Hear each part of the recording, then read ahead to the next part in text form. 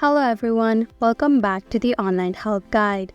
I'll be taking you step by step on how to download the Nunchuk Wallet app in this tutorial.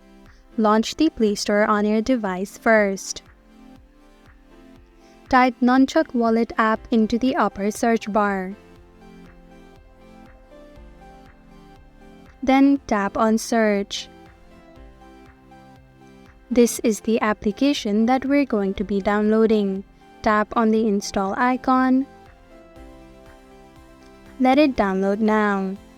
Tap on Open once the installation is finished. Go to Profile at the bottom right.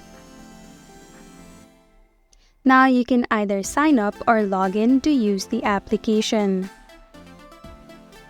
Thank you for watching Online Help Guide. Hope this video was helpful. If it was, then hit the like button and comment down if you have any questions or feedback. Also, if you're new to our channel, subscribe and hit the bell icon so that you don't miss our upcoming videos.